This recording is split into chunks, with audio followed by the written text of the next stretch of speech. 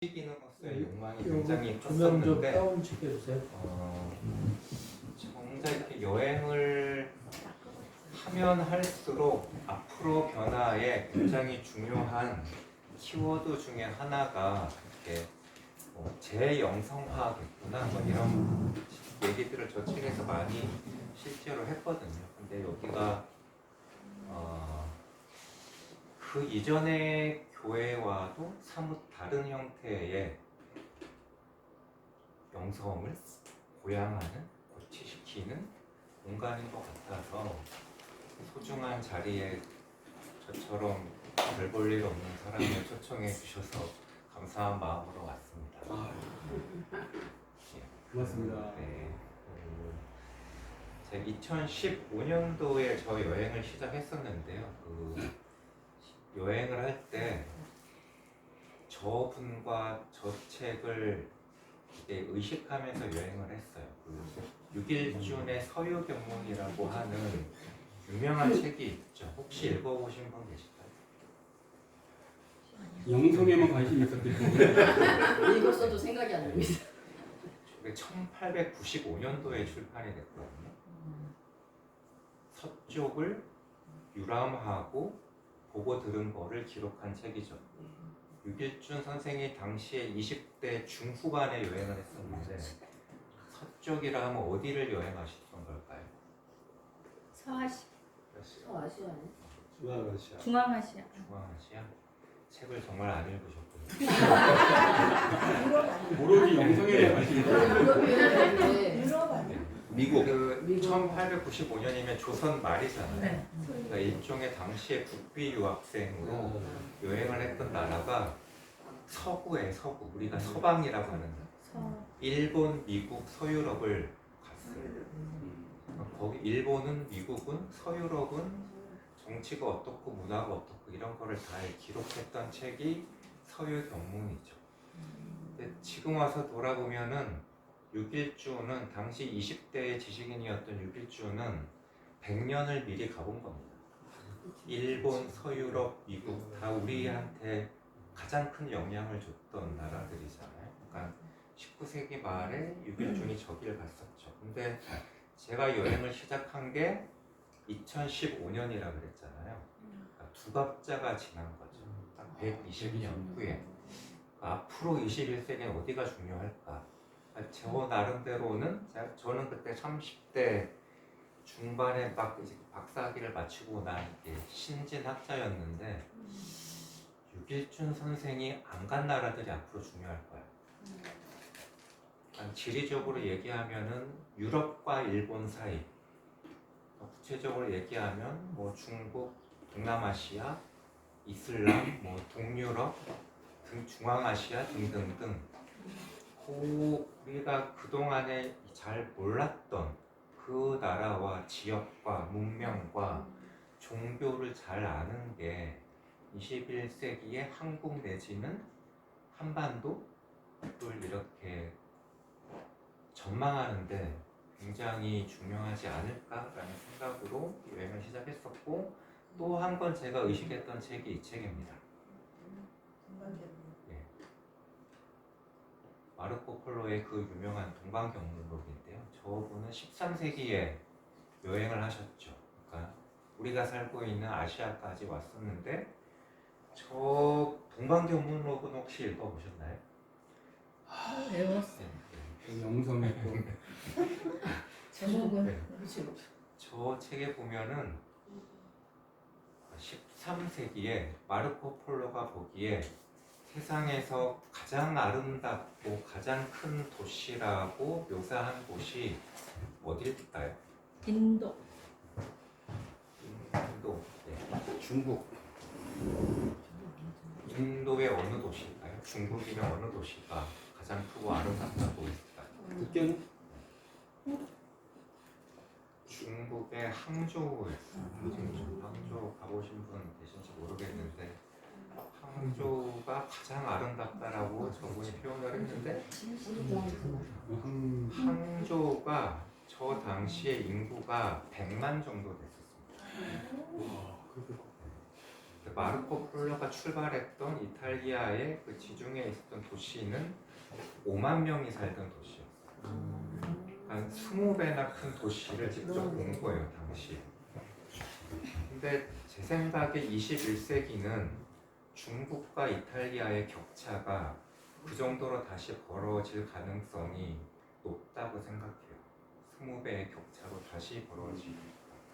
그래서 마르코 폴로가 당시에 봤었던 유럽과 아시아가 어땠는지를 저는 이제 거꾸로 가보는 거죠.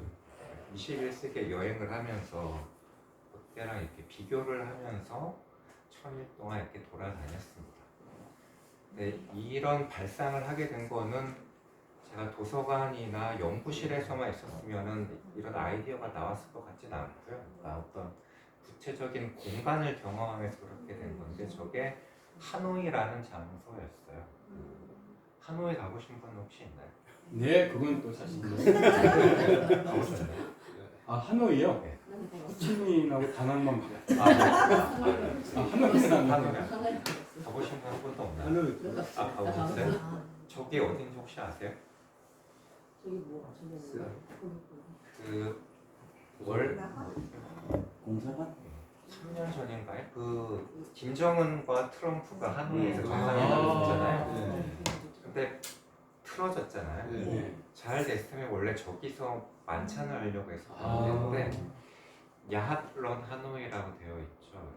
야가 집이라는 뜻이고 핫이 노래하다예요. 런은 크다는 뜻입니다. 하노이의 큰 노래하는 집.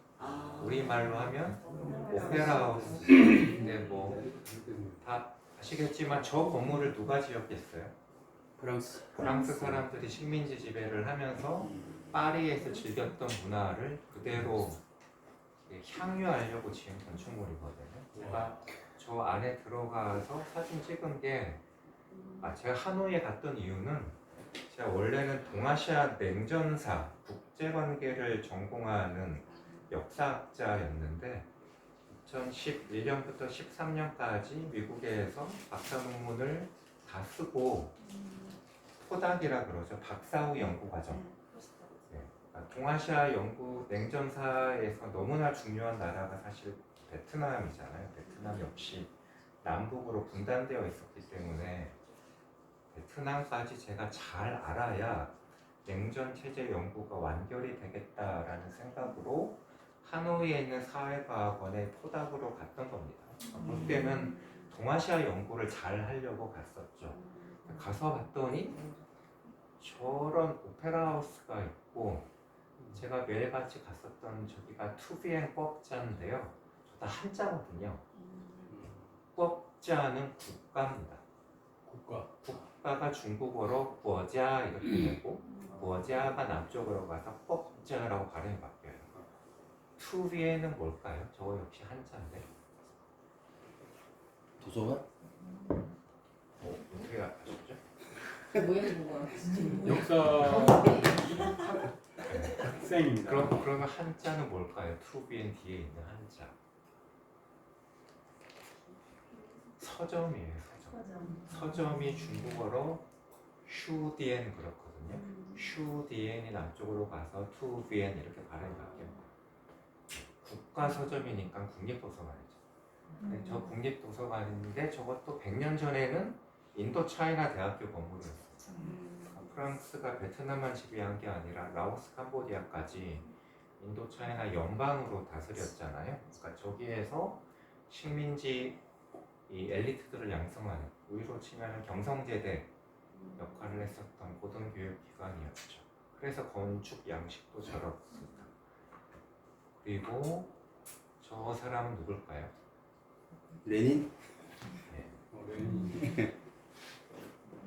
베트남은 여전히 공산당이 지배하는 사회주의 국가이기 때문에 레닌 동상이 철거되지 않았을 뿐만이 아니라 저기가 레닌 공원인데요. 제가 저 사진을 찍은 거는 한 새벽 5시쯤 됐을 거예요. 그러니까 남쪽이라서 해가 되게 일찍 뜨거든요. 그러면은 아침마다 저렇게 아주 깨끗하게 청소들을 하시죠. 그리고 저 이 가로수 건너로 주황색 지붕 언뜻 보이시죠? 저게 그 북한 대사관 건물이었어요. 제가 저 그 레닌공원 일대에 집을 구해서 지내가지고 저 공원에서 산책을 하면은 북한 분들 이렇게 자주 봤었어요. 근데 레닌 동상이 저렇게 있다라 하면 러시아 혁명이 1917년도에 성공을 했잖아요. 그러니까 100년 이상 이 소련, 뭐 동유럽, 중앙아시아 국가들과 사회주의, 국제주의라는 이름으로 이 관련이 있었던 거죠.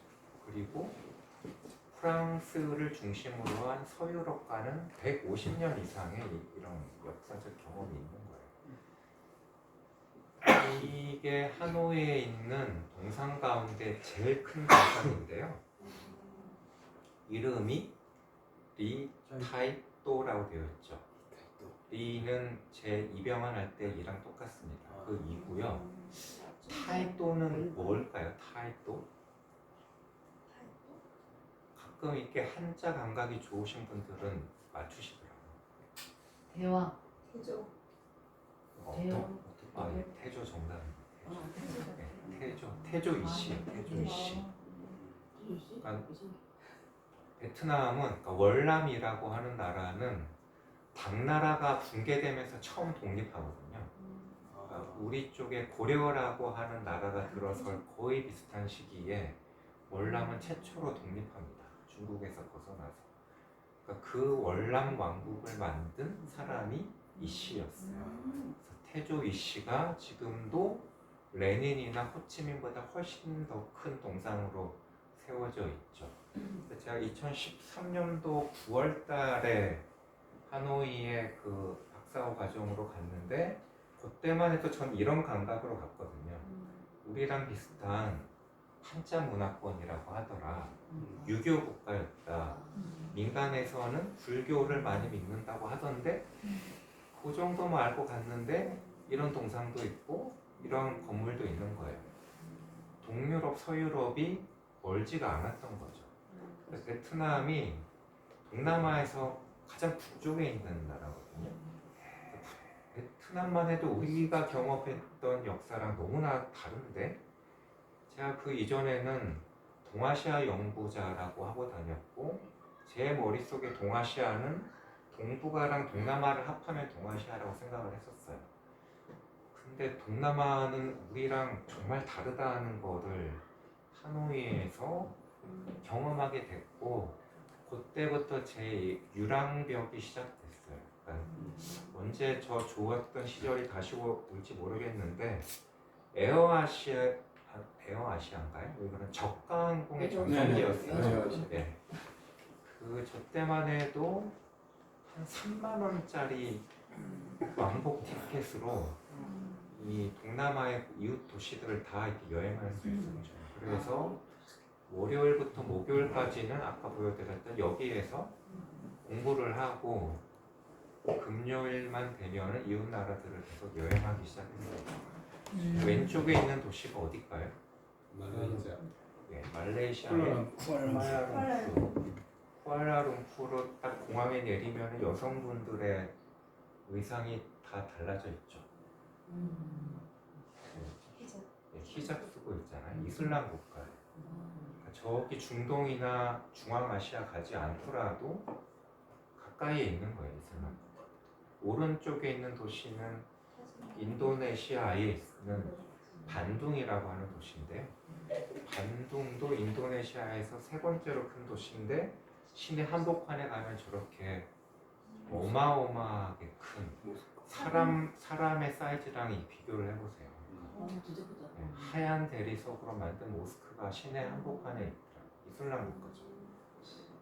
그러니까 동남아에만 해도 다 저렇게 있는 거예요. 왼쪽 지도를 한번 보실까요? 제가 그 이전에 동북아 사람의 감각으로 동남아를 볼 때는 동남아는 화교들의 영향이 크다더라. 이렇게 뭐 경제권의 7할 8할을 다 중국 교포죠. 화교들이 다 장악하고 있다던데 뭐 그 정도만 알았었는데 실제로 저기 여행을 해보니까 화교 못지않게 인교의 영향도 큽니다. 인교라 하면 인도에서 건너온 사람들, 인디안 디아스포라라 그러죠. 그러니까 동인도와 동남아시아 사이에는 벵갈만이라고 하는 바다가 일종의 지중해 역할을 하면서 왔다 갔다 하면서 살았던 거예요. 왔다 갔다 했기 때문에 동남아의 왼쪽에 있는 나라들은 다 어떻게 됐을까요? 지금도 다 불교 국가예요. 미얀마, 라오스, 태국, 캄보디아 다 불교 국가죠. 가장 오른쪽에 떨어져 있는 베트남만 중국의 영향으로 유교 국가를 경험했던 거예요. 벵갈만은 저기로 끝나지 않죠. 지도를 더 넓게 보면은 벵갈만 아래로 아라비아 해가 흐릅니다. 아라비아 해에도 사람들이 왔다 갔다 했죠. 그래서 우리의 감각으로는 엄청 멀게 느껴지는 저 아라비아 반도의 종교인 이슬람이 말레이시아, 인도네시아까지 전파가 돼서 21세기인 현재도 이슬람 국가인 거예요. 인도랑 유럽이, 아랍이 멀지가 않죠. 그리고 최근 몇백 년 동안은 다 유럽의 식민지였거든요. 미얀마는 영국의 식민지였죠. 가장 아래쪽에 있는 인도네시아는 어디의 식민지였을까요? 네덜란드의 식민지. 영국, 네덜란드, 프랑스 뭐 이런 그 흔적들이 다 남아 있는 거예요. 그럼 중국, 인도, 유럽, 아랍이 다 있는 거죠. 그러니까 저기를 뭐라고 불러야 되지? 그러니까 여행하면서 생각을 하다가 어느 날 번쩍 아 유라시아구나. 유럽과 아시아가 사실상 굉장히 오래전부터 이렇게 연결되고 연동되고 교류하고 교역하고 교감해 왔구나 라는 생각이 딱 들었고, 저 말이 떠오르고 나서부터는 세상이 굉장히 달리 보였습니다. 그러니까 제 원래 예정은 2014년도 가을에 귀국을 해서 제가 모교에서 강의하는 수업도 정해져 있었는데 귀국을 안 하기로 한 거죠. 내가 한번 눈이 뜨였으니 직접 가봐야겠다 라고 해서 2015년도 2월 달에 제 지도 교수님과 제 부모님의 반발을 무릅쓰고, 지금 생각해보면 저 그때 여전히 젊었던 것 같아요.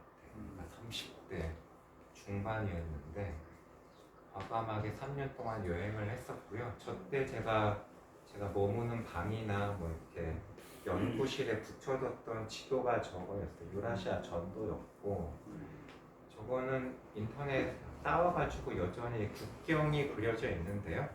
제가 실제로 봤던 지도는 국경이 없는 그냥 통으로 된 지도를 붙여놓고, 제가 이동하는 도시와 도시를 제가 이으면서 저 나름대로 지도를 다시 그려본다, 뭐 그런 감각으로 여행을 다녔었고, 아래쪽에 있는 지도는 이 위아래가 뒤집혀져 있는 거잖아요. 제가 몽골에 여행을 가서 몽골 국립대학교에 있는 어떤 그 지식인을 인터뷰했더니 저분 연구실에 지도가 저렇게 걸려 있더라고요. 북방에서 살아가는 사람이잖아요. 그러니까 세상을 아래로 내려보더라고요. 전 저거 굉장히 짜릿했던 게 칭기스칸이 저렇게 갔겠구나. 이렇게 남쪽으로 남하한다는 감각으로 이렇게 고려부터 중국, 뭐 이렇게 인도, 동유럽까지 정복해 갔겠구나. 뭐 그런 생각이 들었고, 제가 아까 뭐 이렇게 베트남어를 살짝 보여드린 것처럼 최대한 현지어를 공부하면서 여행을 했었는데, 몽골어가 정말 신기한 게 우리랑 동서의 감각이 다릅니다. 저렇게 세상을 보기 때문에 동쪽에 아시아가 있는 게 아니라 동쪽에 유럽이 있다고 얘기를 해요.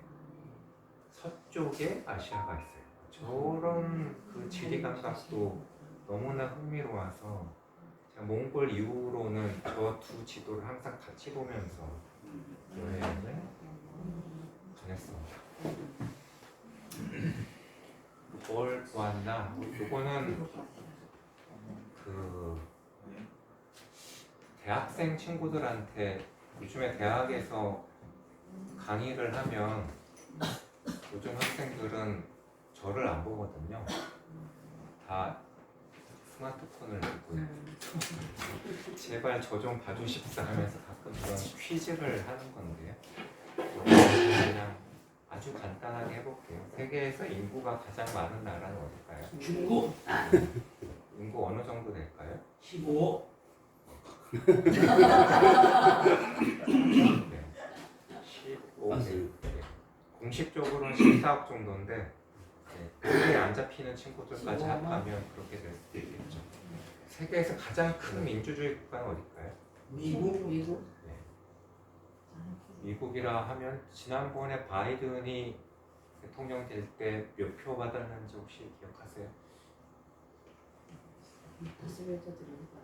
바이든이 역대 대통령 가운데 득표수가 가장 많았습니다. 1억. 1억 조금 안 됐죠. 8천만 표 정도 받았거든요. 인도의 현재 총리가 모디라는 사람인데요. 몇 표 받았을까요? 인도의 총 인구가 13억. 13억 정도 되죠. 몇 표 받았을까요? 3억 6천만 표 정도 받았어요. 바이든이 몇 표 받았다고요? 8천만 표. 세계에서 단연 최대 민주주의 국가는 인도죠. 인도는 총선을 하루에 끝내지 않습니다. 한 달 동안 선거하죠. 지방의 인프라가 좋지 않기 때문에 한 달 동안. 세계에서 신도수가 가장 많은 종교는 이슬람. 힌두겠죠. 힌두교? 이슬람. 이슬람이죠. 이슬람 총 신도수가 제가 이슬람에 여행했던 건 2016년이었는데요. 그때는 평균 16억이라고 있었는데 올해 통계를 보니까 18억. 이슬람권 아프리카 이쪽에서 워낙 계속 인구가 많이 늘어나기 때문에 그 6, 7년 사이에 또 그렇게 많이 늘어요. 이슬람에서 인구가 가장 많은 나라는 어딜까요? 인도네시아. 예. 인구가 어느 정도 될까요? 2억 4천? 거의 정확하게 하시네요.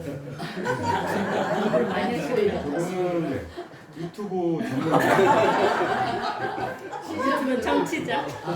인도네시아 맞추는 경우도 많지 않고 인도네시아 인구까지 맞추는 경우가 저분만 전공은 안 합니다. 그럼 마지막 것도 기대가 되는데 세계에서 가장 높은 빌딩은 어디 있을까요? 우리 학교 다닐 때는 엠파이어 스테이트. 지금 아니려면 이런 두바이. 두바이. 두바이는 그 빌딩의 이름이 뭘까요? 보고서 뭘까요 이름이? 제가 뭔지 칼리 뭐 친절하게 아랍어로 써놨습니다. 읽으시면 됩니다. 아이 씨발. 칼리 뭐 네, 맞아요. 잘 읽으시면 돼요. 베르드 칼리프, 한국에서 버즈 칼리프 뭐 이렇게 많이 읽으시면 저 빌딩 한국과 인연이 있어요. 한국 기업이 지었어요. 삼성물산이 지었고 근데 두바이 가보신 분 혹시 계세요? 우리 두바이 지인이가 난 유럽 가다가 저기에서 갔었어. 두바이 공항도 좋은데 예. 그 두바이는 실내만 좋습니다. 그렇죠. 예. 신뢰가 좋지. 그 저긴 뭘까요? 이슬람 참. 저기 멀리 녹색 간판 보이시죠? 세계에서 제일 유명한 녹색 간판이 뭘까요?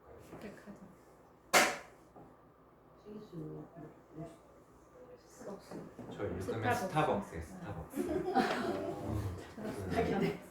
제가 커피를 좋아해서 3년 동안 여행하면서 굉장히 많은 나라와 도시에 스벅도 가봤는데요.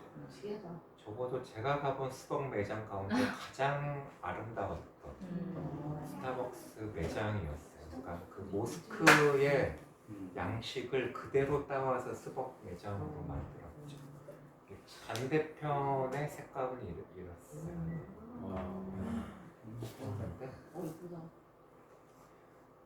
저것도 쇼핑몰 안에 있는 스타벅스였거든요. 근데 그 쇼핑몰이 특정한 사람의 이름을 딴 쇼핑몰이었는데 그 사람의 이름이 저거예요.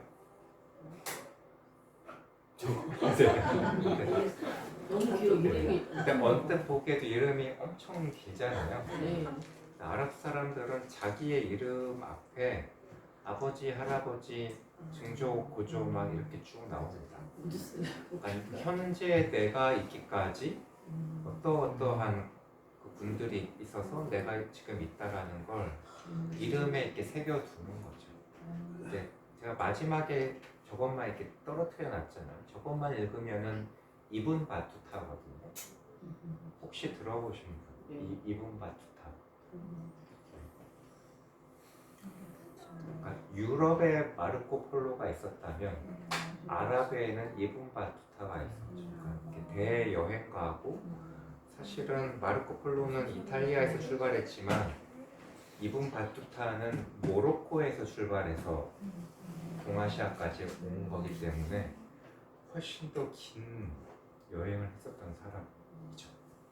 이분 바투타 쇼핑몰에 저런 스타벅스 매장이 있는 거고, 그래서 저 쇼핑몰은 이분 바투타가 여행했던 그 곳을 이렇게 체험하는 형태로 쇼핑을 하게 만들어놨어요.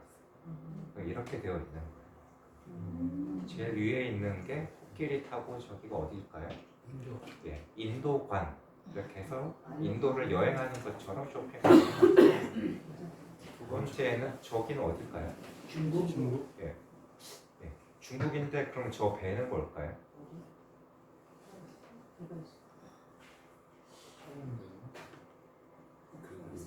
저 배. 마르코 폴로는 유럽의 대여행가, 이분 바투타는 아랍의 대여행가, 중국의 유명한 여행한 사람, 배 타고 여행한 사람. 정화. 예, 정화라고 있죠. 정화가 대원정할 때 했던 그 배를 실물 크기로 이렇게 만들어 둔 건데, 자, 저기서 굉장히 흥미로웠던 거는 정화가 어느 시대 때 사람이죠? 명나라 때 사람이잖아요. 정화 그 사람 저거 뭐 공중에서 내시. 못 낳는 남자들. 내시. 예, 예. 내시 아니야? 맞아요. 그 사람 그렇게 유명해요? 어. 오. 그러니까 정화가 여행한 것도 유명하고 이렇게 그것도 널리 알려져 있는데, 제가 저기서 알게 된 것 중에 하나는 정화가 명나라 사람인 동시에 무슬림이었더라고요. 명나라 앞에 무슨 나라가 있었죠? 원나라가 있었죠. 원이 몽골 사람이 만든 일종의 세계 제국이잖아요. 그러니까 원나라 때는 과거 시험을 보면 우리 같은 사람만 응시를 한 게 아니라 아랍 사람들도 과거 시험을 봤어요. 그래서 정화의 고조 할아버지가 아라비아 반도에서 과거에 급제를 했고, 당시에 칸 황제가 너는 여기를 다스려 라고 했던 곳이 오늘날의 운남성 일대입니다. 그때 이주를 해서 눌러 앉은 거예요. 그 후손이 정화예요. 정화는 중국 사람이지만 무슬림이었기 때문에 이슬람 세계에 대한 지식이 일종의 가학으로 전수가 됐던 거예요. 그래서 저 배 타고 여행을 할 때 너무나 이렇게 수월하게 갔던 거죠. 이렇게 아라비아 반도에 가면 또 어디에 뭐가 있고 북아프리카의 유명한 도시는 어디고 이런 거를 다 알고 갔던 거예요. 같은 시기에 유럽에서 콜럼버스가 여행을 하잖아요. 네. 원래 아시아로 오려고 했는데 지식과 정보와 이런 항해술이 부족해서 잘못 가서 미국을 발견하게 되는 거잖아요, 아메리카. 근데 정화는 다 다 알고 정확하게 여행을 했었던 거다. 그 이유는 무슬림이었기 때문에 그랬다.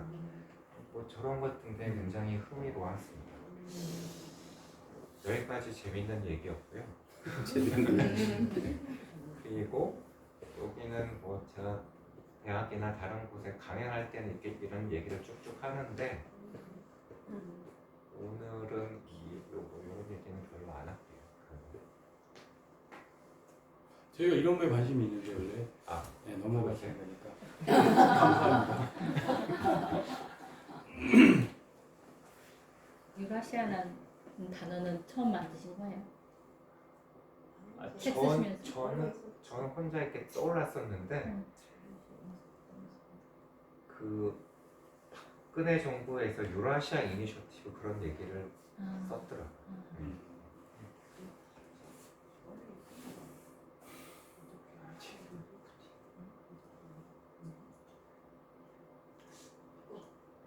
어떤 얘기를 이런 얘기는 좀 해드릴게요. 이거 뭔지 혹시 아세요? 중국 인도 국경 같은데요? 네. 역시 유튜브를 통해서 아니에요. 세계 정세를 그 중인 국경 분쟁한다고 저런 사진이 자주 나오는데 제가 실제로 저 근방에도 여행을 했었거든요. 그리고 실제로 분쟁이 있는데 제가 여행하면서 이렇게 아주 확실하게 느낀 건데 뉴스는 싸우는 걸 주로 많이 알려준다. 다툼과 갈등과 분쟁이 뉴스가 되는 것 같고요. 제가 보기에 저기 여행하면서 저런 갈등보다 훨씬 더 중요한 사건이 진행되고 있다 라고 느꼈던 게 K2K 프로젝트가 진행되고 있어요. K2K라 하면 꼴까타 투 쿤밍, 쿤밍 투 꼴까타라고 해 똑같이 K2K죠. 저 뭘까요? 동인도의 꼴까타와 남중국의 쿤밍 사이에 고속철이 놓여지고 있어요. 저 사이에 뭐가 있죠? 저 사이에 세계의 지붕인 히말라야가 있습니다. 히말라야가 있기 때문에 중국과 인도는 사실은 거의 인적 교류가 없었던 나라예요. 아주 오래전에 불교를 통해서 왔다 갔다 한 이후로는 거의 왕래가 없었던, 자연적으로 그럴 수밖에 없었던데 콜카타랑 쿤밍 사이가 직통하는, 저거 고속철 뚫리면 제가 알기로는 2시간 반이면 연결되거든요. 그런 미래가 3년 안에 열리죠.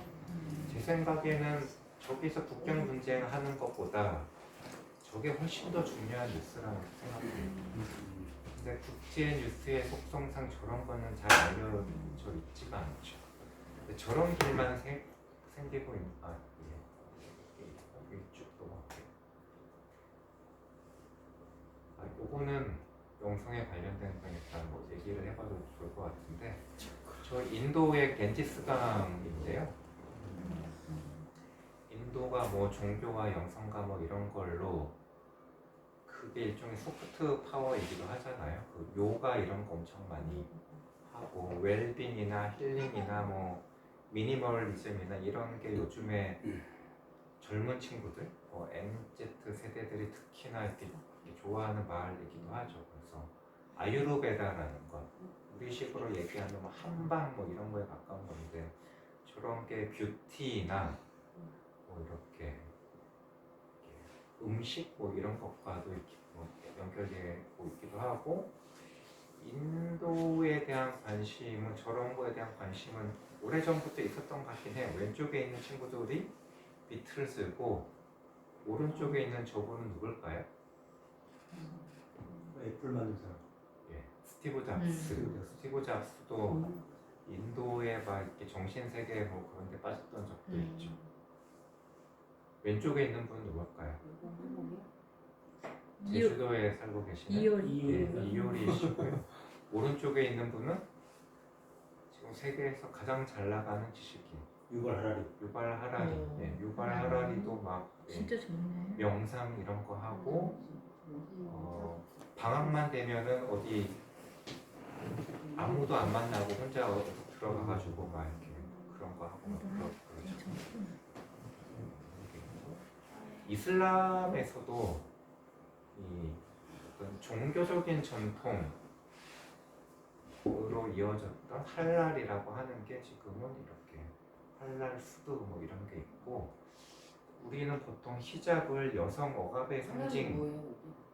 할랄이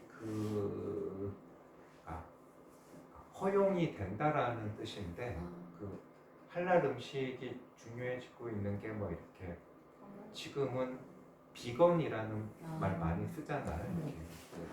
그런 유행과 지금 접목이 되고 있는 트렌드고, 저런 것도 굉장히 신기했는데요.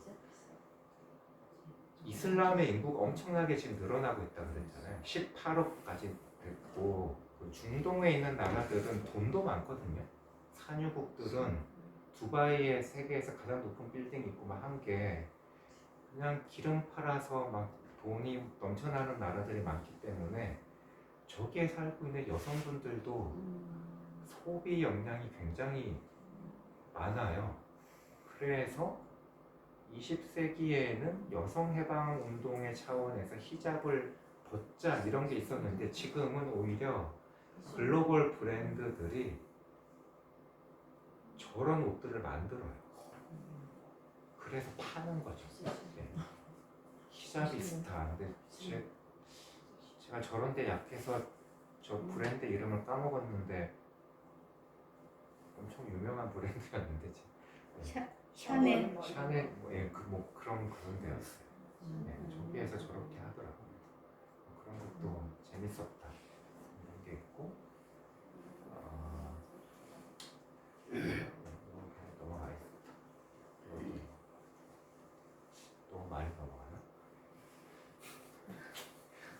2시 반에 끝나야 되잖아요. 새벽 2시 반. 저는 제가 말씀드릴게요. 제가 3년 동안 찍었던 사진이 40만 장 정도 되는데요. 40만 장 그 사진 가운데 제가 개인적으로 가장 좋아하는 사진이 저거예요. 저 어딜까요?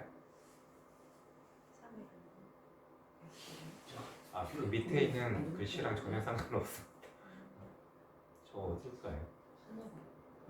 저 뒤에 하얀 저게 뭘까요? 무슨 높은 산에 눈 같은데 눈 안에 호수가 제가 러시아 여행할 때 북극까지 가봤었거든요. 흑해? 북극해라고 물 아니야? 그러죠. 지금 사진에 보시면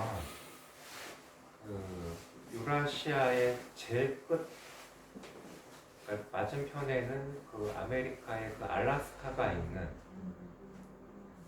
저기 조금 거리가 떨어져 있잖아요. 저기를 베링 해협이라고 그러거든요. 제가 베링 해협에 가서 찍은 사진이 이거거든요. 근데 제가 2017년도 8월 달에 갔을까, 북극의 여름을 본 건데요. 근데 그 북극도 온도가 많이 올라가서 북극곰의 눈물 뭐 그런 다큐도 많잖아요. 그러니까 실제로 어마어마하게 많이 녹아 내리고 있고, 그래서 바다가 열린다 그러죠. 앞으로는 북극에도 바다가 생기고, 실제로 저게 저 바다예요. 바다가 많이 열려서 파도가 치고 있고, 파도가 치고 있으니까 미디어를 통해서 서핑이라는 걸 봤던 러시아 사람들이 이제 저런 거를 하고 있더라고요. 저 너무너무 인상적인 풍경이었는데, 저 베링 해협을 가만히 보시면 맞은편의 알라스카라 별로 떨어져 있지 않죠. 길이가 어느 정도 될까요, 거리가? 언뜻 들은 것 같은데 78km? 그죠? 굉장히 근접한 수치를. 그죠? 네. 저거 뭐 연결한다고 기사를 봤는데 예, 맞습니다. 파워 네. 유튜버. 제가 여행을 괜히 했었다는 생각이 들어요. 야 유튜브도 보고 그날 유튜브를 열심히 봤습니다. 저건 저희 가서 접한 정보인데 네, 실제로 거리가 한 60km 정도 되고요. 저기 연결하는 프로젝트가 있어요. 근데 어떻게 연결하느냐? 30km는 이 해저 터널로 연결하고 30km는 관광을 할 수 있는 해상 다리로 만들겠다. 왜냐 앞으로 저기가 바다가 될 거기 때문에. 근데 그 완공하는 목표가 2030년이에요. 제가 여행할 때만 해도 2030년이면 그래도 꽤 멀었다고 생각을 했는데 이제는 8년밖에 안 남았죠. 지금 만들고 있어요. 잘 모르겠어요. 왜냐하면 저기가 러시아랑 미국을 잇는 거라서 최근에 두 나라가 지금 워낙 사이가 안 좋아서 안 될 수도 있는 것 같은데 목표는 2030년 완공이었고 그 2월 달에 왔던 제 아들을 가만히 생각해 보면은 그 친구가 나중에 대학생 때 배낭여행 할 때는 그 노래 있잖아요. 앞으로 나가면은 온 세상 친구를 다 만나고 돌아온다 있잖아요. 그럴 수도 있겠는데. 네. 괜찮다. 그런 생각이 들었다. 그런 게 있고요. 그리고 자, 여행을 마치고 돌아오면서 2018년도에 귀국을 했거든요. 그러니까 유학까지 치면은 이렇게 7년, 8년 만에 돌아왔는데 제가 그때 딱 40살이 됐습니다. 그러니까 제가 7, 8년생이어서 2018년도에 돌아왔습니다. 그러면서 저는 앞으로 한국인이라기보다는 고려인의 감각으로 살고 싶습니다. 뭐 이런 얘기 많이 했었는데 그때 고려인이라는 게 중앙아시아에 살고 있는 그 이주해서 살고 계신 고려인이라기보다는 제가 3년 동안 여행하면서 최대한 외국어를 배우면서 다녔다 그랬잖아요. 3년 내내 제가 고려인이라고 하고 다녔더라고요. 그 영어로 뭐라 그러죠? 코리안이라고. 코리안이라는 말이 고려에서 났잖아요. 프랑스어, 독일어 다 똑같아요. 다 코리안이에요. 근데 서쪽 사람들만 우리를 고려인이라고 부르는 게 아니라 남쪽에는 힌디어나 아랍어를 많이 쓰잖아요. 아랍어로 나는 한국인입니다를 하면 아나민 쿠리아 그래요. 아나가 나고 민이 프람이고 쿠리아가 한국이에요. 쿠리아라는 말 역시 고려에서 한 말이에요. 북쪽에는 슬라브족, 러시아 사람들이 많이 살아가죠. 그들은 우리 뭐라고 부를까요? 까레이스키라는 말 들어보셨나요? 제가 러시아나 동유럽을 6개월 동안 여행했는데 그때 저는 항상 야 카레이츠로 다녔어요. 카레이츠, 카레이. 그 말이 다 고려에서 간 말이에요. 한자 문명권을 제외하면 유라시아의 9할 이상의 사람은 우리를 지금도 고려인이라고 부르고 있어요. 왜 그럴까? 이거 다 이 몽골이 만든 그때 당시에 세계 제국 때문에 그렇습니다. 그때 정화의 할아버지가 과거 시험을 봐서 운남성에서 살기도 했었고 그때 고려라고 하는 나라가 이 반도에 있어 라고 하는 지식과 정보도 다 간 거죠. 북방으로도 갔고 남방으로도 갔고 유럽으로도 가서 신라 사람도 아니고 조선 사람도 아니고 고려인으로 지금도 부르고 있는 거예요. 그러니까 제가 유라시아 교문을 갔던 이유가 앞으로 21세기가 어떻게 될까를 보고 싶어서 갔는데 아마도 미래 세대들은 저 감각 속에서 앞으로 살아가겠구나. 고려인 2.0 뭐 그런 감각으로 살아가게 되지 않을까? 그래서 고려인으로 살자 뭐 그랬고, 그래서 2018년도에 귀국하면서 제가 새삼스럽게 관심이 생겼던 나라가 고려였어요. 고려라고 하는 나라는 어떤 나라였지? 라고 봤더니 고려는 수도의 이름부터가 범상치 않았어요. 고려의 수도가 개경이었잖아요. 개경. 열릴 개자를 써요. 영어로 풀면 오픈시티예요. 허브시티 요즘 개념으로 하면. 근데 제가 굉장히 많은 나라를 가봤지만 성이라고 하는 건 뭐죠? 패스. 담이나 벽을 쌓아서 막아두는 거예요. 근데 고려는 열린 도시가 이렇게 수도였어요. 저 굉장히 범상치 않은 말인데, 뭐 그래서 개경, 개성 이런 데에도 관심이 많았었고, 제가 2018년도에 6월 말에 한국에 왔는데 2달 후에 정훈이가 판문점에도 내려왔었죠.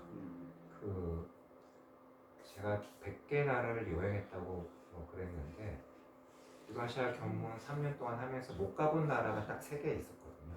그러니까 첫 번째 나라가 아프가니스탄. 아프가니스탄은 한국 외교부에서 위험하다고 막아놔서 못 갔었고, 시리아도 못 갔어요. 제가 여행할 때 시리아 한참 내전 중이어서 못 갔었고, 그리고 저 나라를 못 갔어요. 북한을 못 갔었는데 정훈이가 내려오더라고요. 그러니까 김정은 위원장이 저보다도 훨씬 어린 친구거든요. 한 5살 정도 어리죠. 그래서 그렇게 해서 뭐 개경을 어떻게 할까 한참 뭐 그런 생각을 했었고, 제가 유라시아 견문을 그러니까 매주 그 프레시안이라고 하는 매체에 이렇게 연재를 하면서 다녔는데, 유일하게 제가 써놓고 발표를 못했던 원고가 저기였어요. 그러니까 스위스 여행을 하면서 정은이와 여정이가 저기서 유학을 했었잖아요. 가보니까 지리적으로 굉장히 의미심장하더라고요. 그러니까 왼쪽에 프랑스, 위로 독일, 아래쪽으로 이탈리아, 오른쪽으로는 오스트리아. 오스트리아도 100년 전만 해도 합스부르크 제국이었죠. 그러니까 유럽의 최강대국 사이에 있는 아주 작은 나라에서 유학을 한 거거든요. 아버지 김정일이 나름대로 뭔가 보관이 있어서 저기서 공부를 시키지 않았겠어요. 저 가만히 저기 여행하면서 생각을 해보니까 왼쪽에 중국, 북쪽에 러시아, 남쪽에 대한민국, 오른쪽에 일본, 이렇게 생각을 하겠구나. 저기에서 북한의 강례를 어떻게 만들어야 되지? 뭐 그렇게 학습을 하지 않았을까? 뭐 그런 생각이 들었었고, 그 스위스 가면은 굉장히 흥미롭게도 다언어 다문자 도시들이 많아요. 이 다보스 포럼이나 뭐 이렇게 제네바 회담이나 이런 세계적인 회의를 다 이렇게 스위스에서 하거든요. 그 중립국 그러면서 이 모든 도시의 간판에 영어, 프랑스어, 이탈리아, 독일어로 다 표기되어 있어요. 정은이와 여정은 앞으로 북한을 저런 식으로 만들어 갈 수도 있겠는데, 근데 저는 그게 그냥 저 혼자만의 공상이라고 생각하지 않는 게, 중국과 러시아와 북한의 국경이 맞닿는 곳에 훈춘이라고 하는 도시가 있습니다. 그 동해로 빠져나오는 딱 거기에 훈춘이라고 하는 도시가 있는데요. 훈춘에 가면 이미 저런 다언어 다문자 도시가 만들어지고 있어요. 한글, 한자, 로마자, 키릴 문자 이렇게 다 표기되어 있죠. 그러니까 저기는 여기니까 저렇게 되어 있는 거 아니야? 라고 할 수도 있겠는데, 실제로 훈춘 시내에 들어가면은 마트까지도 다 저렇게 되어 있죠. 저런 다언어 다문자 도시들이 많이 생겨나는 거, 뭐 그런 게 앞으로 비전이지 않을까 있고, 제가 2018년도에 귀국했을 때 저런 티켓을 선물로 받았어요. 2020년, 2년 후에는 베를린까지 갈 수 있지 않을까요? 73만 원이라고 하더라고요. 11,500원. 그리고 그때만 해도 워낙 분위기가 좋을 때라서 그렇지. 갈 수도 있겠는데 네, 못 갔죠. 근데 요거까지만 하겠습니다. 제가 뭐 이렇게 고등학생이나 대학생 친구들을 유라시아 주제로 만날 때 요 얘기를 마지막에 하는데요. 여기가 그 어디죠? 바이칼 호수인데요. 러시아, 유라시아, 시베리아는 반드시 여름에 여행을 해보라 그래요. 우리가 보통 러시아 저쪽 시베리아는 이렇게 설경, 눈이 있는 풍경이 익숙한데 시베리아에 사실 세계 10대 강 중에 4개의 강이 거기 흐르거든요. 그러니까 겨울에 가면은 그 풍경을 볼 수가 없어요. 그 어마어마하게 큰 강이 4개나 있기 때문에 세계 최대의 호수가 시베리아에 있을 수 있는 거예요. 물이 있어야 호수가 있지 않겠어요. 근데 겨울에 가면은 바이칼도 그냥 꽁꽁 얼어있기 때문에 저 지리적인 감각을 전혀 느낄 수가 없죠. 그리고 나는 저기 여행하면서 결혼도 하게 됐다. 여행을 독려하는 가장 큰 계기가 그 10대, 20대 친구들이기 때문에 저런 게 있죠. 저 실제로 여기 왔었던 최유진 씨를 저는 저기서 처음 이렇게 이메일로 연락을 주고받았습니다. 제가 그 연재를 하고 다녔잖아요. 네. 러시아. 네. 그래서 일종의 처음에는 필자와 독자로 만난 거예요. 그래서 펜팔을 하다가 이렇게 편지를 주고받다가 말이 너무 잘 통해서 여기는 블라디보스톡인데요. 블라디보스톡은 인천에서 2시간만이면 올 수 있죠.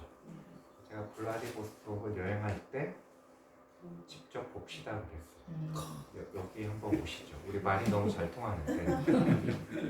저 블라디보스톡을 3박 4일 동안 계속 걸으면서 작업을 누가 작업을 했는지 잘 모르겠어요. 작업에 제가 걸렸어요. 3박 4일 동안 우리는 앞으로 30년, 40년 같이 살아야겠다고 결정을 하고 유라시아 경무 마지막 석 달은 같이 여행을 다녔어요. 일본의 홋카이도, 삿포로 여기도 같이 갔었고요. 여기는 대련인데 중국의 그 동북삼성 거기 여행도 같이 했었죠. 그리고 제가 아까 한국에 귀국할 때 대련에서 한국으로 인천으로 들어왔거든요. 그러니까 여행의 엔딩을 혼자 출발을 해서 두 사람이 같이 이렇게 돌아왔고 2월달에 2018년 2월달에 귀국을 했는데 11월달에 아기가 태어났으니까 이제 생각을 해보시면 돼요. 유라시아 작업기예요. 뭐 뒤에 뭐 얘기가 더 많긴 한데 뭐 이런 건 안 하고요. 그래서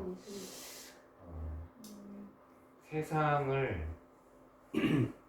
보는 경험이기도 했었고 그리고 그 세상의 변화가 오늘은 사실 영성 얘기를 거의 안 한 것 같은데 각 나라 각 문명권에서 그 종교적 지도자의 리더십이 저는 다시 이렇게 커지고 있다는 걸 많이 보긴 했어요. 오늘은 그 얘기를 어쩌다 보니 전혀 못했는데 그런 것도 있었고 특히 젊은 친구들은 저런 데로 앞으로 많이 가보는 게 창업을 하거나 비즈니스를 하거나 취업을 할 때도 굉장히 좋을 거다 등등등 예, 그런 얘기를 해드리고 싶었습니다. 딱 35분 돼서 마칠게요. 네, 감사합니다.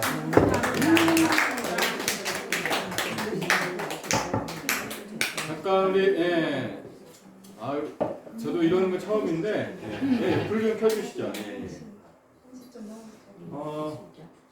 궁금한 거는 우리 지금부터 청솔님한테 물으시고요. 거기 올 여름에 블라디보스토크 한번 가죠. 엉뚱한 얘기 하지 마시고. 그래가 싸요. 싸요. 맞아요. 여름에 속초가서 비싸요. 동해가서 배 타면 그렇죠. 아니 되게 좋거든요. 지금 어쨌든 이렇게 우리의 시각이 확 넓어지는 것 같아요. 우리 혹시 또 이야기 중에 궁금한 거나 아니면은 또 이렇게 아시고 싶은 이런 것도 있으면 좀 질문 좀 하시죠. 어떻게 여기 삼계구 못 가보셨던 데를 이분은 다 갔다 오셨대요. 제가 제일 부러운 분이에요. 시리아도 엄청 좋다고 제가 들었거든요. 예, 그냥 그때 성지순례 가면서 이렇게 빌려서 뭐 갔다고 할 수 없어 솔직히. 그래서 네, 아니 가긴 갔어요. 제가 시리아에서 경찰서까지 갔어요. 그런 일이 좀 있었는데. 성경에도 시리아는 중요하죠. 다마스커스가 저기서 바울이 네. 회심하는 곳입니다. 네. 혹시 아까 이제 젊은 사람들이 좀 가면 좋을 거라고 했는데 우리는 다 늙어가지고 뭐 그렇긴 하지만 우리 또 싱글이 많게 작업하는 거로는 또 괜찮지 않을까. 작업계이시기 때문에. 네. 어쨌든 뭐 이렇게 유튜브도 있고 뭐 그러시긴 하다는데 직접 이렇게 작가님 오셔서 이렇게 얘기를 들으니까 또 선생님하고 또 분위기가 확 다르네요. 좀 오전에는 약간 칙칙했다 이거. 아주 상큼 발랄하시고.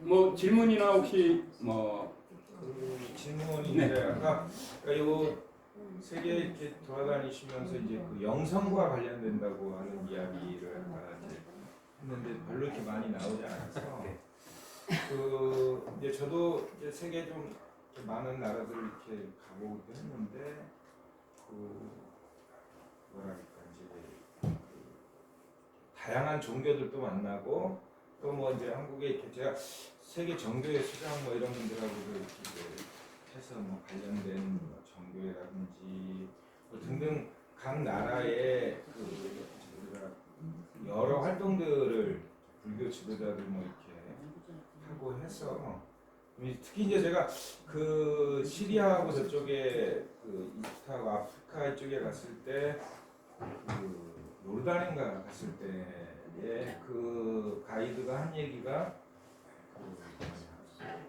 21세기에서는 무조건 아랍어를 해야 된다 뭐 이런 얘기도 하고 그래서 이제 종교 간에도 굉장히 영향력이나 이런 게 좀 커질 거다. 그리고 제가 보니까 저도 굉장히 좀 리버럴리스트이긴 한데 이런 지금 서구나 이런 부분들 이렇게 의외로 저렇게 그 어쨌든 옥소드시한 이런 좀 이렇게 원래 구종계 이런 것들이 더 힘을 발휘하고 있는 게 많은 변화들 이런 것들을 느꼈는데 어쨌든 뭐 그거보다는 아까 이렇게 세계 유라시아 이런 부분들에 대해서 영성과 관련된 이야기 이렇게 하신다고 했는데 잘 못 들어가지고 그 부분 간단하게 설명해 줄 수 있으면 듣고 싶습니다.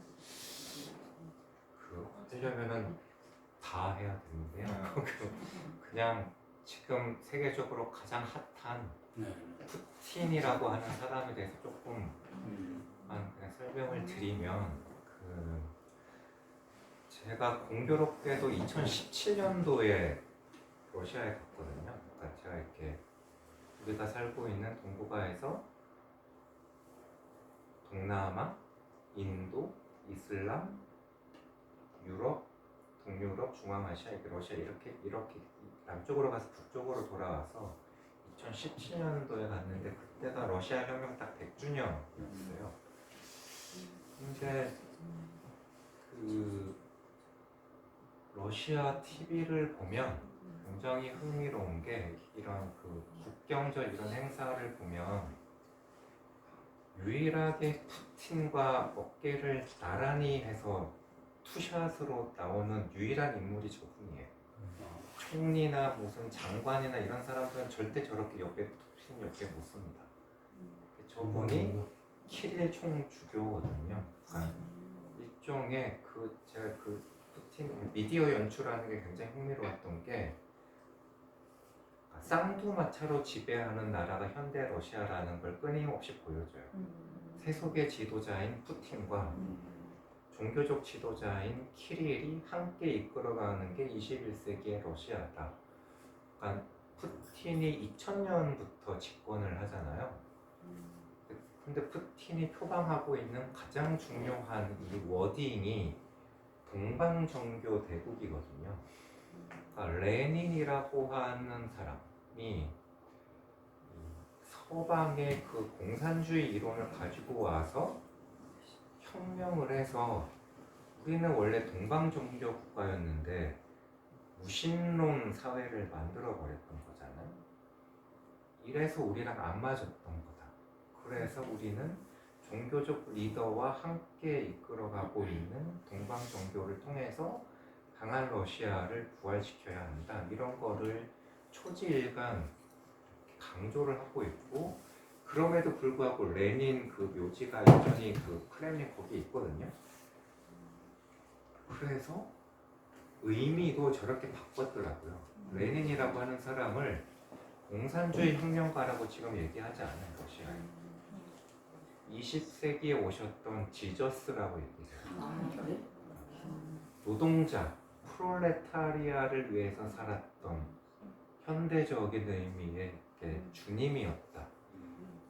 저렇게 동방종교의 식으로 재의미화해서 지금도 그 사람의 시체가 남을 수 있는 거죠. 혁명가가 아니라. 근데 더 제가 약간 소름 끼쳤던 거는 푸틴이라고 하는 사람이 흥미로워서 제가 전공이 역사학이니까 파고 들어가 봤거든요. 푸틴은 어떤 집안에서 저런 사람이 나왔나. 그러니까 족보를 파본 거죠. 근데 별로 어렵지 않았어요. 푸틴이 러시아에서 굉장히 희귀성이에요. 뭐 우리가 흔히 아는 뭐 세르게이나 뭐 이런 게 아니라서 푸틴의 집안을 이렇게 추적해 들어가면은 뭐죠? 표토로 대제 있잖아요. 러시아에 표토로 대제가 만든 도시가 상트페테르부르크잖아요. 원래 러시아의 중심은 모스크바였는데 가장 서쪽에 상트페테르부르크를 만들어서 이렇게 수도를 옮기잖아요. 왜 옮겼겠어요? 표토로 대제가 보기엔 러시아를 서구화 시키려고 했거든요. 유럽화 시키려고 거기 간 건데 그거에 반발한 집안이 있었어요. 러시아는 종교 국가인데 왜 서구화를 시키려고 그래?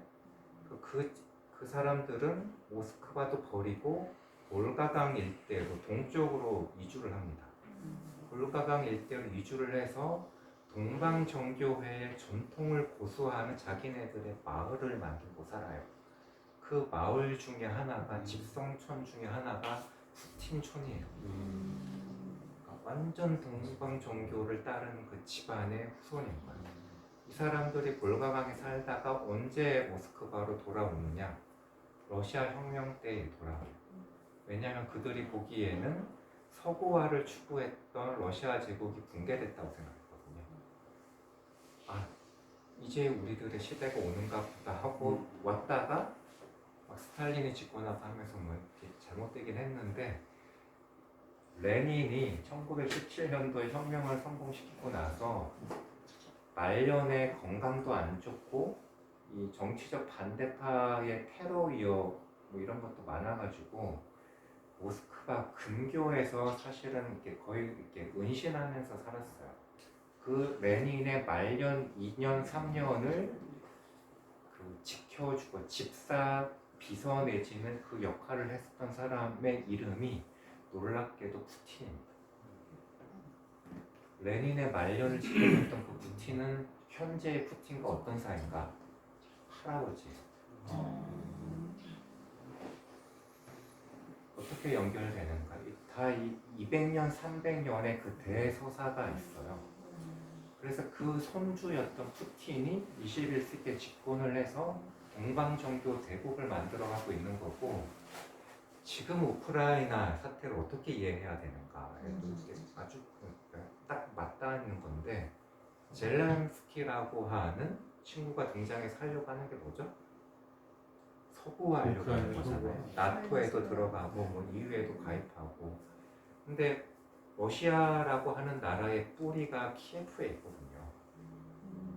그러니까 키예프가 동방 정교회를 받아들이고 그 다음 세대들이 모스크바까지 와서 현대 러시아까지 온 거예요. 자기네들의 그 뿌리예요, 키예프가. 그러니까 지금은 뭐라 그러죠?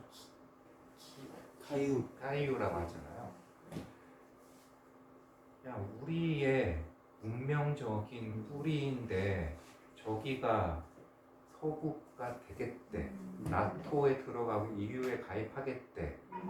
저거는 우리가 용납할 수 없어, 뭐 이런 거예요. 그러니까 이게 단순히 뭐 이렇게 푸틴이 뭐 히틀러에 가깝고 지금 뭐 정신적으로 뭐 잘못되고 뭐 이렇다기보다는 러시아의 한 200년, 300년의 운명적인 대서사가 깔려 있는 충돌이다. 뭐 이런 게 하나 있고요. 그러니까 그리고 제가 저기를 여행하면서 굉장히 재밌게 봤었던 그 칼럼이나 이런 것 중에 하나는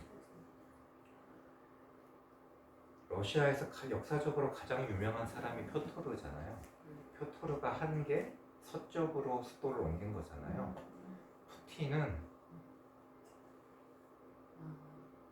푸틴이 그렇다기보단 푸틴의 핵심 참모들, 브레인들이 그렇게 제안을 하는 건데 21세기의 푸틴이 18세기의 표토르처럼 100년이 지나도 300년이 지나도 역사적 인물로 기록되기 위해서는 마지막에 이걸 하셔야 됩니다라고 제안하는 게 천도예요.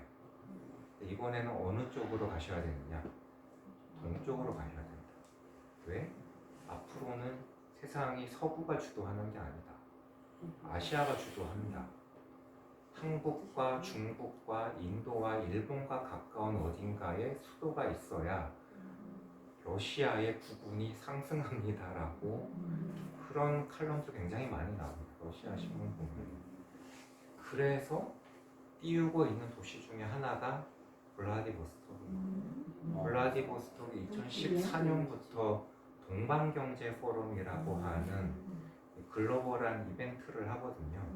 거기에 뭐 문재인 대통령도 가셨고, 이제는 옛 총리가 된 아베는 여러 차례 왔었고, 시진핑 주석도 갔고, 김정은 위원장도 기차 타고 한번 보여줬죠. 우리는 기차 타고 갈 수 있는 거리다라는 거, 블라디까지 갔었죠.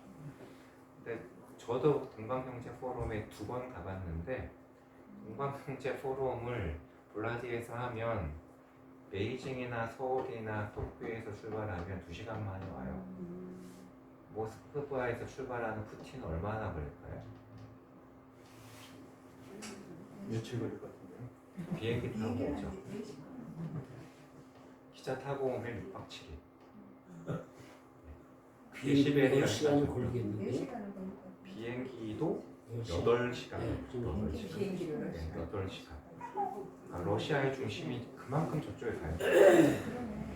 그래서 21세기 러시아의 비전을 이렇게 만드는 이 책략가들은 실제로 수도를 옮길지는 잘 모르겠지만 이 블라디보스톡을 중심으로 한 연해주와 시베리아 일대의 도시들이 앞으로 집중적으로 개발될 거는 확실한 트렌드라고 저는 생각해요. 그래서 제가 어린 친구들한테 저쪽으로 많이 가보라고 하는 게 그쪽으로 땅 하나 좀. 근데 러시아의 가장 큰 고민이 시베리아에 땅도 많고 자원도 많은데 사람이 없거든요. 저희 늙어도 괜찮나요? 우리나라 그 네. 거기 옛날에 연해주에 땅을 크게 사갖고 대한축구협회장 했던 그 누구지? 키 작은 사람? 그 양반이 네. 그쪽에 농사했다. 그걸 못 봐서 성공했는지 실패했는지. 그동안에 성공 못했습니다. 탁통 말년의 인물일 거야. 그래서 그 양반이 있는 거더라.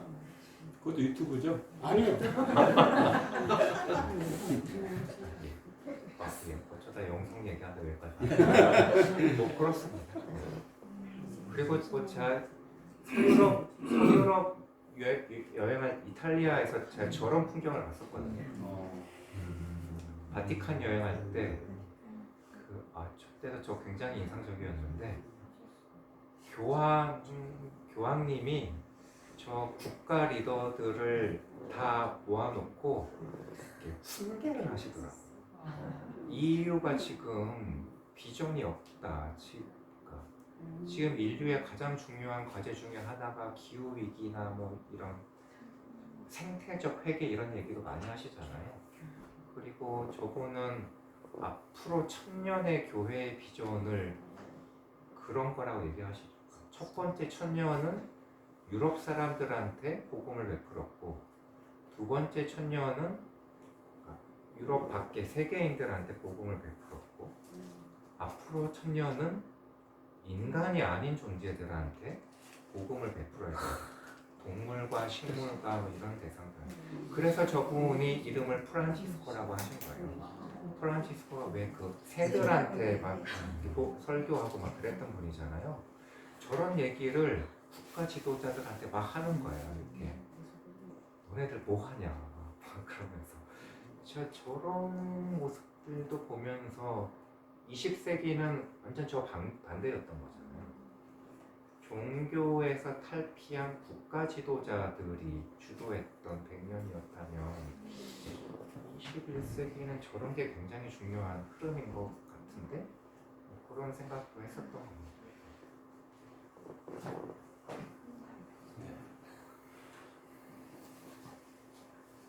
조금 보태면 그 인도에 3억 6천만 표 받은 그 모디 총리라는 사람 있잖아요. 네.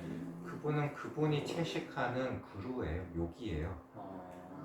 그 모디가 총리가 되고 가장 먼저 했던 일 중에 하나가 세계 요가의 날을 만든 거예요. 그게 5월 다음 달 5월 20일인가 뭐 21일인가 그런데 그 세계 요가의 날이 되면 모디 총리가 직접 자기가 앞에 나와가지고 요가 마스터처럼 해요. 시민들과 함께. 실제로 평생 동안 이렇게 채식을 하신 분이기도 하고 그분이 트위터를 엄청 열심히 하시는 분이거든요. 제가 2016년도에 여행을 할 때만 해도 세계에서 트위터를 가장 열심히 하는 2명의 정치인 가운데 한 분이었어요. 다른 한 분은 전 대통령이 되신 트럼프였고 다른 한 분은 모디인데 제가 두 분을 다 팔로잉을 했었거든요. 근데 두 분의 트윗은 정말 하늘과 땅 차이였어요. 그 트럼프의 트윗은 이게 과연 일국의 지도자의 멘트인가 싶을 정도로 저속한 표현이 넘쳐나는데 모디는 모든 트윗의 첫 구절은 힌두교 경전에서 나옵니다. 우파니샤드나 뭐 스파니 뭐 이런 거 뭐 많잖아요. 네. 그런 거 딱 하나 따오고 자기의 정치적 메시지를 던져요.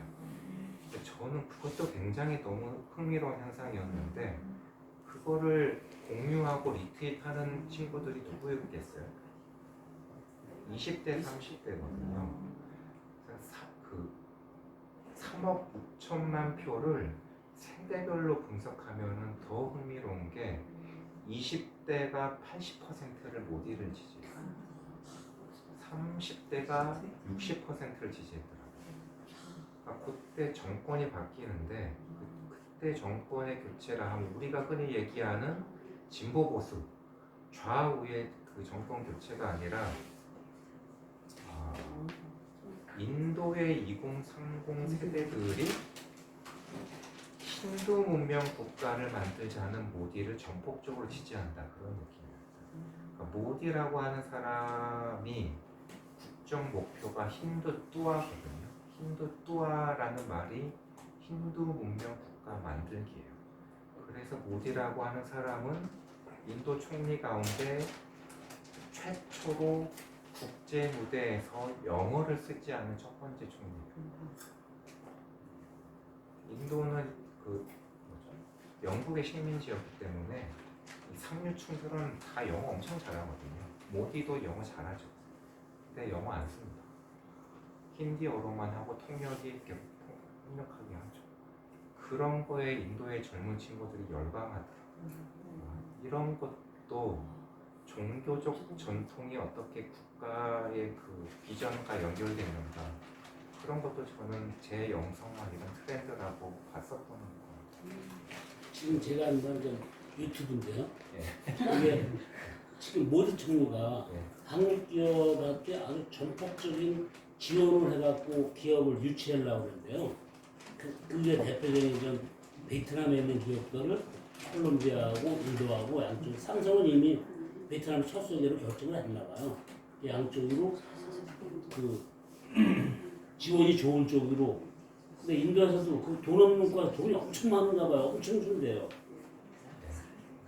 그래갖고 그러면 여쭤기 어디 유튜브냐?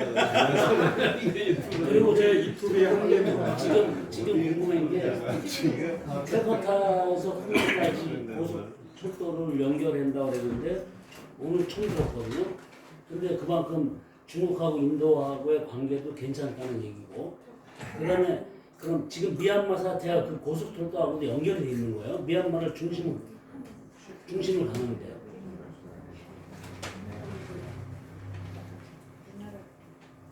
미얀마가 재작년에 일어났던 그 사태에 실제가 어떤지는 저도 뭐 확실히 알 수는 없는데요. 중국과 인도가 연결되는 거를 막을 수 있는 미국의 중요한 키 국가가 미얀마가 될 수 있죠. 질문 한 가지 있어요. 네. 푸틴이 러시아 사람들한테 얼마만큼의 지지를 받고 있는지. 제가 여행하면서 받은 느낌은 압도적인 지지. 엄청 압도적이에요. 경계를 하려고 다 생각을 했다. 이거는 전쟁 빨리 안 끝나겠네요. 전쟁이 없었어도 압도적인 지지를 받았었고, 그러니까 뭐 푸틴이 계속 선거를 통해서 당선이 계속 됐던 거잖아요. 그리고 그 선거 과정이 저는 투명하지 않고 뭐 문제가 많았다는 거는 저는 100분 이렇게 동의를 하지만, 그런 게 아니었더라도 푸틴에 대한은 제가 보기엔 없다고 저는 봤습니다. 그러면 러시아는 지금 공산국가예요? 민주주의가 어느 정도 된 거예요? 선거형 민주를 확고는 있으나 그건 그냥 겉으로만 그런 거고, 사실상 일당 국가도 아니고 원맨 국가에 가깝죠. 아체 1인 지배. 지금 이렇게 러시아 전쟁에 이게 굉장히 종교 중심의 국가인데 이렇게 전쟁을 벌여갖고 막 저렇게 살상하니까 양민을 살상하니까 그 종교가 무슨 소리나.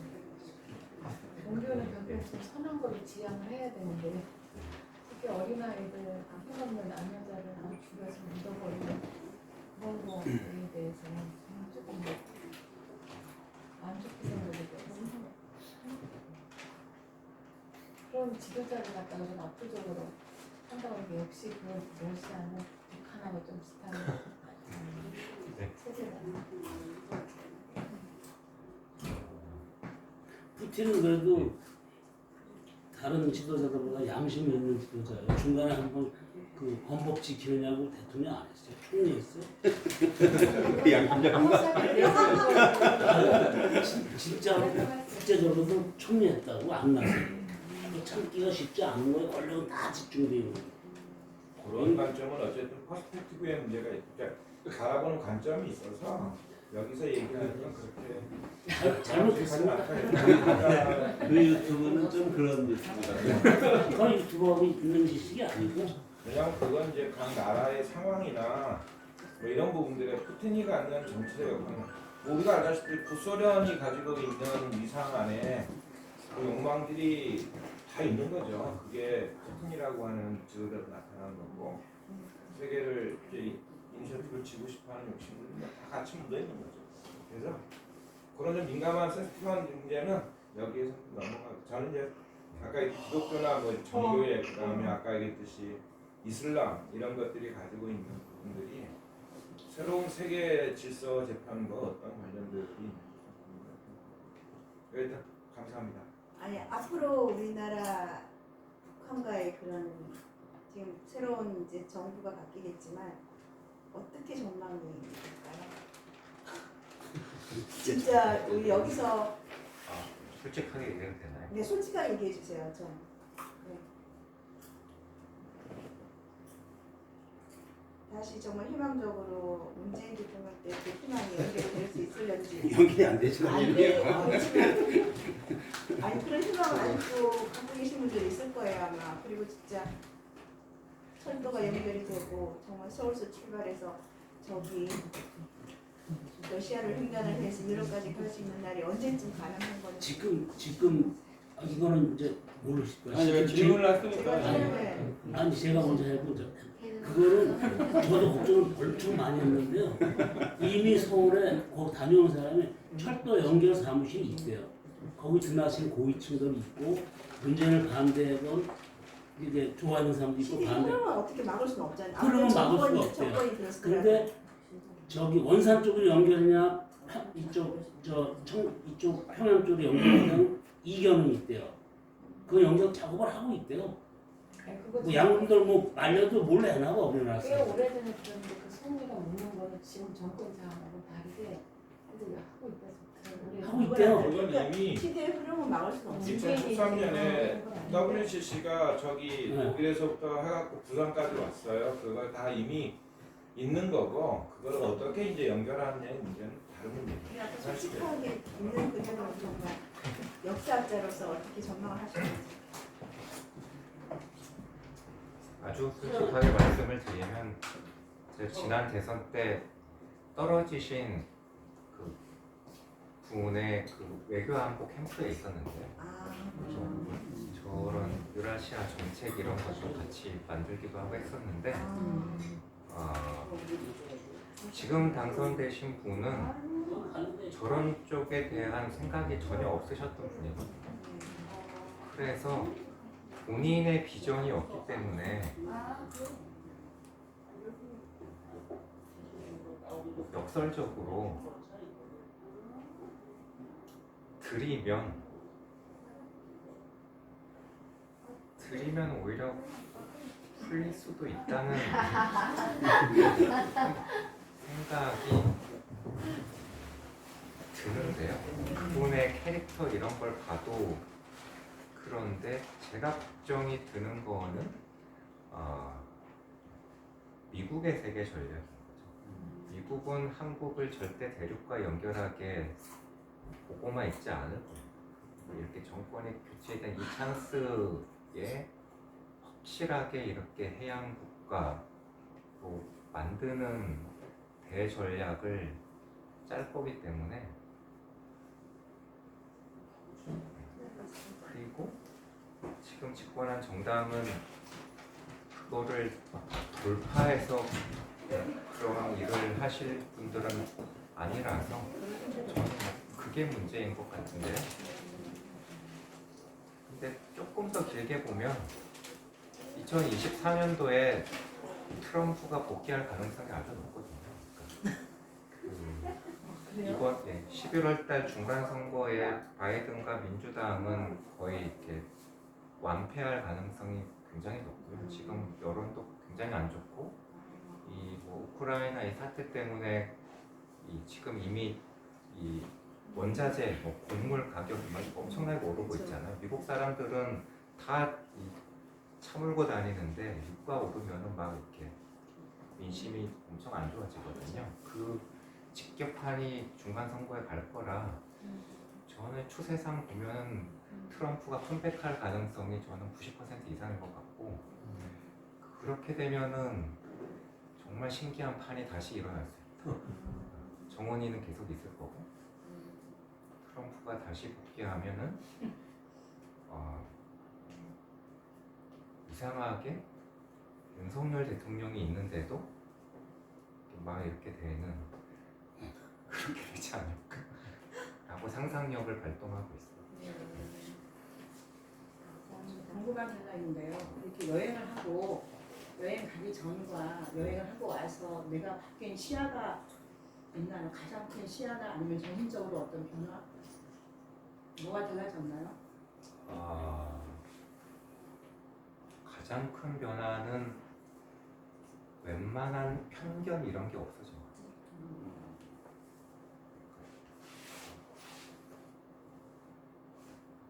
이슬람에 대한 오해, 편견도 많고 러시아 뭐 많잖아요. 거기 가서 직접 살아보고 얘기를 나눠보고 몇 달씩 지내고 그러면 90% 이해는 결국 이해하게 되더라고요. 공감하게 되더라고요. 그런 게 없으니까 서로 이렇게 반목하고 갈등하는 거지, 사람들이 실제로 만나고 얘기하고 살아보면 거의 다 풀리는 거 아닐까? 그래서 내가 그 이전에 배웠던 지식과 관념과 개념으로 그들을 절대 함부로 판단하지 않는다. 저는 그게 가장 중요한 자산이에요. 영성하고도 바로 통하는 것 같아요. 그렇죠. 그러니까 얕은 영성이면은 나의 뭐 신앙과 뭐 이런 거를 고수하고 저쪽을 배타할 수 있는데 조금만 차원이 올라가면은 충분히 다 통하는 거 아닐까? 여러 나라 사람들을 봤잖아요. 만나고. 각기들 각자의 그 어떤 조금씩 다른 특색이 있죠. 사람들처럼. 네. 그리고 많이 다르게 네, 느껴봤을 때, 뭐, 딴 사람은 그렇고, 우리나라 사람들이 뭐가 좀 독특하다, 다르다, 이렇게 보여진 적이 있다면은. 다른 사람들. 네.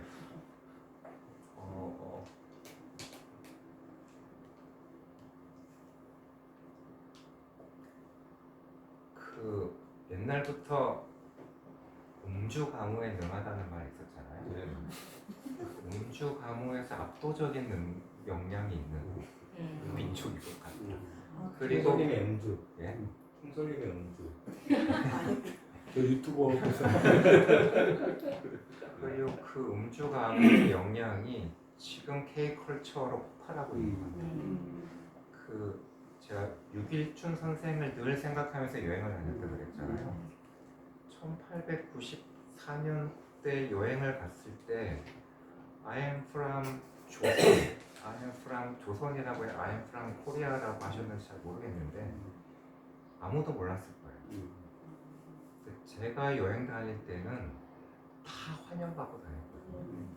나 사우스 코리아에서 왔어. 그러면은 그걸로 다 그냥 먹어줬어요. 2015년도에는 싸이 먹을 엄청 많이 봤었고 2016년도에는 그 감을 잘 모르실 수도 있는데 이세돌이 엄청 유명했었어요.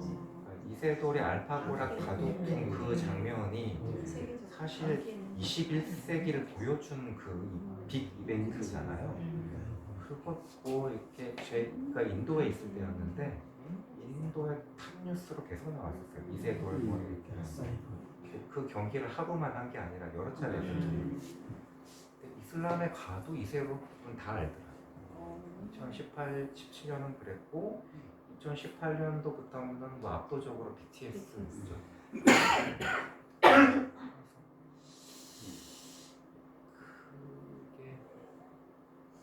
그 우리 다음 세대들은, 그러니까 저만 해도 이미 뭐 40이 넘었으니까 다음 세대들은 저 바람을 타고 세계로 나아가겠구나. 20세기에 유럽이나 미국에서 살았던 친구들은 자기네들의 역량 플러스 알파를 항상 갖고 살았잖아요. 그 나라에서 태어났다는 이유만으로. 앞으로 한국 친구들이 그렇게 될 것 같아요. 그러니까 본인의 역량 플러스 K 프리미엄을 얻고 앞으로 자기의 그 미래를 개척할 수 있는 거죠. 중요한 부분이에요. 한국이 그만큼 세계화가 된 거죠. 저희가 또 한국 교회에서는 음주감으로는 또 끝내주는 게 있는데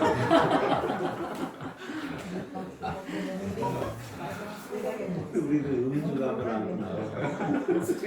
춤도 잘 추시고 그래서 제가 그 선생님한테 주장하는 노래도 K 스피리추얼리티.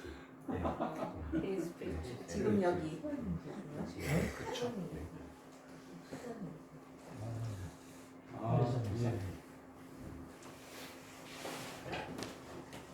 이거 예 시간이 꽤 눈이 확 내리는 것 같은데. 또 이세돌 하시니까 그냥 눈이 확 내리시네요. 아, 가족 좋아하시는. 대부분 알아들으시네. 우리가 강연료 옥수수 코는 한 봉밖에 안 되기 때문에 너무 많이 시간을 잡아먹었네요. 한 번 더 모셔야 될 것 같아요, 그죠? 너무 제가 좋으시는데요. 보니까. 막 넘긴 거. 다음에는 책을 읽어보고 모여야 될 것 그래요. 같아요. 그럼 근데 얘기가 아닌 것 같아요. 제가 강연기로 옥수수 콘 한 박스로 준비를 해서. 일단 책을 구입하는. 정말 아, 예. 제가 말보다는 글을 더 냈습니다. 그리고 프레시안 거기 들어가서 이렇게 볼 수 있나요? 그렇죠. 검색해도 나오고요. 유튜브에 많이. 견문도. 유튜브에 유튜브에 되지 않아요. 우리 무조건 하루에 한 번씩 자, 이렇게 유튜브 강의를 좋아요. 좋아해요. 구독 눌러주세요. 그리고 제가 작가님 이제 두 번째 뵀지만 어떤 사실은 저보다도 한참 젊으시고 근데 이 말의 톤이나 이런 분위기가